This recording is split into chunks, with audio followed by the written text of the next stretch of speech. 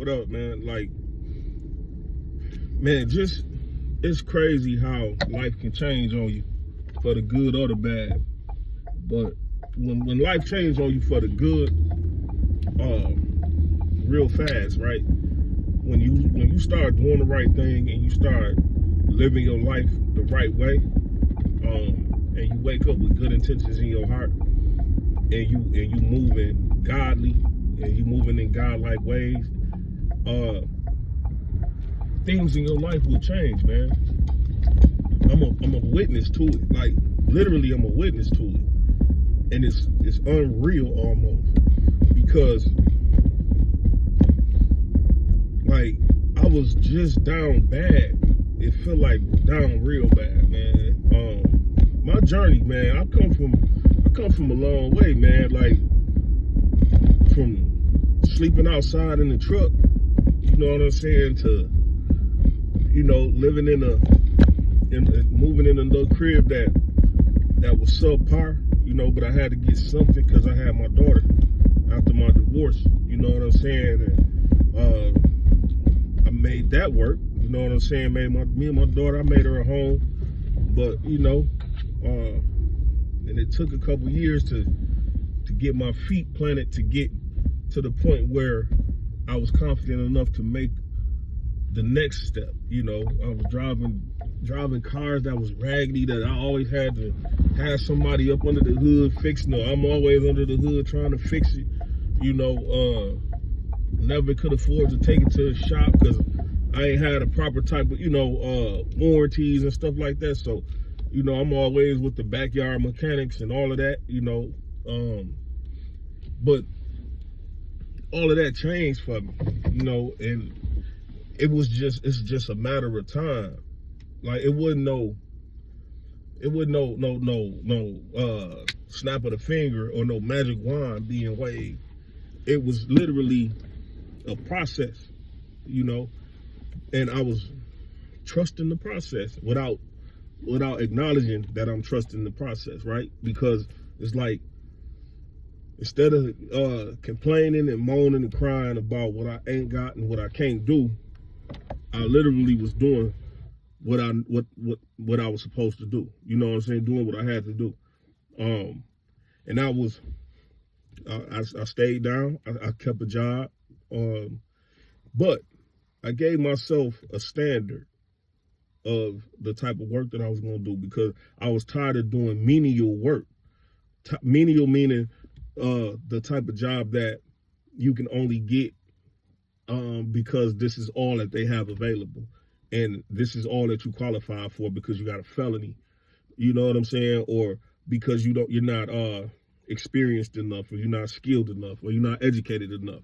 So you have to take menial labor, menial jobs. And that's where I was tired of being in my life, so I got in the vein of helping people, because that's my calling. That's my life work, is helping people since I can remember. Since I had my first son, like when I had my first son, I started volunteering at his school. So, because I wanted to be close to him, and I wanted to help other kids that didn't have fathers in their life, So that was my thing, you know what I'm saying? And I came up with the World Is Yours Youth Development, and I started doing mentorship programs at the elementary schools over there on the west side where I lived at. So, and nothing was paying, you know what I'm saying? Nothing was paying me. But I knew that that's the type of thing that I want to do. You know what I'm saying? But fast forward to almost 30 years later, man, I got into being a recovery coach, working at a place called Saginaw Psychological with recovering addicts and families against narcotics. Same thing, working with recovery addicts as a peer recovery coach or a peer mentor. Not a peer mentor, but a peer recovery coach. Yeah.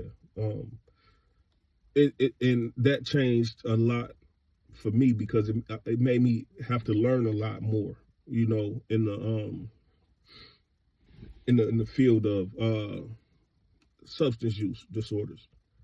So it's a lot of models that it's a lot of things that you have to learn and that you have to study. So that's what I end up doing. And I'm continuing my education in that, you know, because as well as in the mental health field, I already was doing psychology and social work and stuff like that at Delta and Saginaw Valley State University, but I could not further my education because of the felonies that was on my record.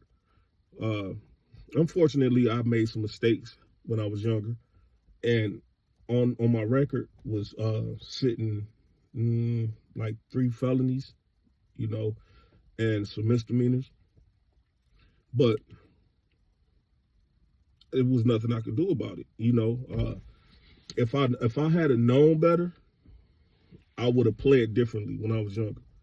You know, I was told by my paid attorney to plead no contest, even though the story behind what happened was bogus. He sold me off, you know, to the prosecutor for a plea of no contest, which ultimately is like pleading guilty to something. So you get sentenced as if you pled guilty. I didn't know that, you know. But, you know, I was fooled. You know, the wool was pulled over my eyes. I was bamboozled by my attorney. So once I did that, they scared me. This is how they got me to do it. They frightened me with putting 40 years on the end of a sentence. And it's like, I ain't never been to prison. I had I had been, you know, to juvenile and county a little bit, whatever. But you telling a 20-some-year-old kid, yeah, well, you finna get 40 years in prison. And then when you go to court, you going up there on the 4th floor and where it's real serious at. This courtroom is where a lot of people go and don't never come back home. You know, they get on the bus and they don't come back, you know.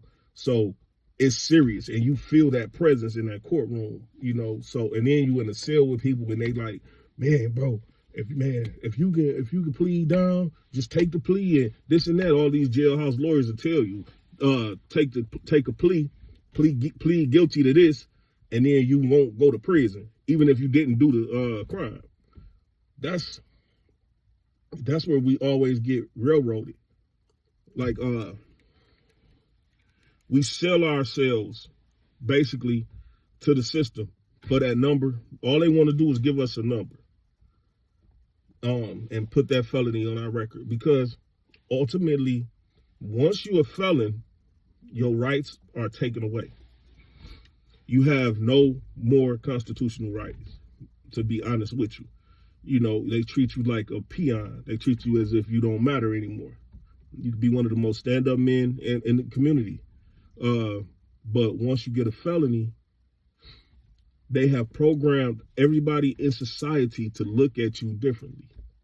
You know, they can love you today, but tomorrow, if somebody put a felony on your record and they start putting it out there in public, the public gonna look at you like you never was who you used to be. You know what I'm saying? They're gonna look at you like you didn't accomplish anything. They're gonna look at you as if like you almost some scum of the earth. You know, and that's how I feel. You know, so, and it's not fair. But, and I'm saying that to say, that's why I put civilized in front of felon. Just because I'm black, just because I'm young, just because I live the hip hop culture, because I look like this, don't mean I'm not civilized. Don't mean that I'm not smarter than the next man, or just as smart as the next man. You know what I'm saying? The thing is, we got caught. Y'all didn't. That's the only difference. You know what I'm saying? People that sit there and they look down upon people with felonies, you're no better. They're no better than us. You know what I'm saying? They just didn't get caught because You know what I'm saying? Come on, dog. Just human nature is human nature. People gonna make mistakes, and people need to be forgiven for certain mistakes. You know, and when you're not, and you being ostracized from society as if you don't have the same rights as the next man, that can cause a social stigma on a person and make a person be a certain type of way. Because survival mode kicks in, right? Because what we do is we go back to what we know. And most of us come from a marginalized community, which is Black, underserved, and basically forgotten about. You know, we come from a marginalized community. And in those communities is high crime rates. That's why you got a lot of people that sell drugs, a lot of people that carry guns, illegal guns. A lot of people that steal, rob, and they might shoot you. Because this is what is being programmed through keeping a person marginalized. And those felonies definitely will keep you marginalized. You know what I mean? And it need to be more programs that help felons and people that's just coming home from prison that's changed their life. Because I will say that's rehabilitated, but the prison don't rehabilitate people. Let's just get that out there. They don't rehabilitate people. Ask anybody that's been to prison, and ask anybody about any correctional facility that they have been in, and ask what was the correction that they did for them. Because the 13th Amendment kicks in once you go behind them bars, you a slave again. Look it up. I'm not saying it just because it sounds good. It's the 13th Amendment. You're back in slavery once you go to prison. I don't want to do that. I feel enough like a slave every day having to get up and go work a 9 to 5. I feel enough like a slave being confined to the constraints of making it somewhere on time every day. Or if I don't make it there on time, then I'm subject to lose my job. You know, that's a whole nother form to me of slavery. But you know, that's just my opinion. That's why I always push for felons to become entrepreneurs. If you can sell dope, you can sell anything, bro. If you can sell drugs, you can sell anything. And that's on everything. You know what I'm saying? Everything is a flip, you know? It's about picking your lane and picking your vein of what you want to get into. Because everything don't have to be illegal, you know? That we got to get out that mindset. So that's where I'm at, and I help people come up with different ways of being creative in making money, or being creative in finding themselves new employment or gainful employment, because nobody wants to keep working menial jobs, because that messes with your self-esteem. When stuff messes with a man's self-esteem or a woman's self-esteem, it starts to affect relationships. And so that can break down the family dynamic.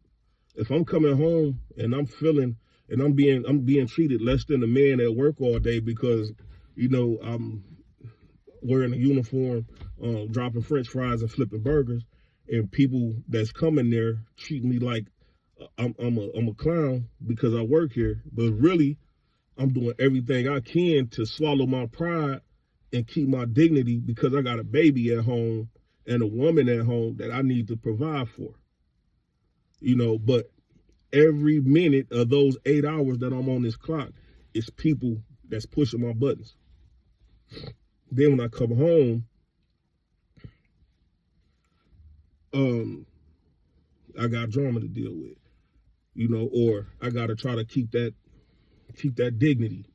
But the smallest little thing can break me. You know what I'm saying? So that's why it's important to understand that if you have to work a menial job, go into that menial job with the intention of finding something better. This is not where I'm finna land at, and it's not where I'm finna stay. I'm just visiting here for a minute to get these coins, and then I'm finna move on and transition to the next level, you know, and level up and keep leveling up and up and up and up. And then, so what's going to ultimately happen, bro, is you're going to start looking and searching for your purpose.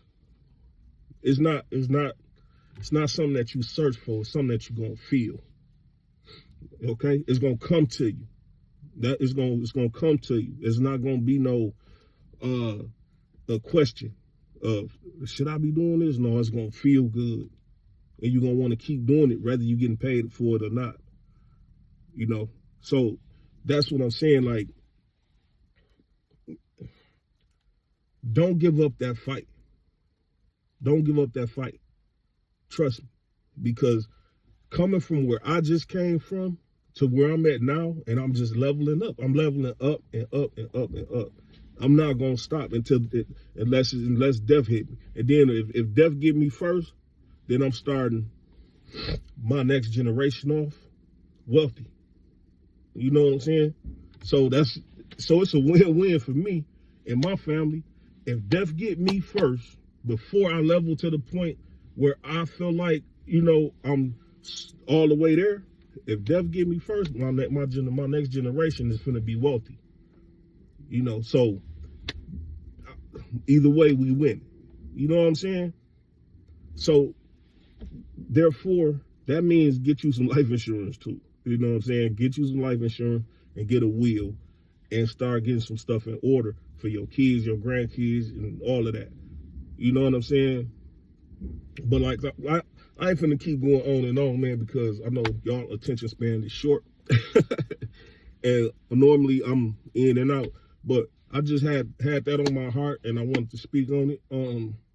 Y'all have a great day and be blessed. Deuces.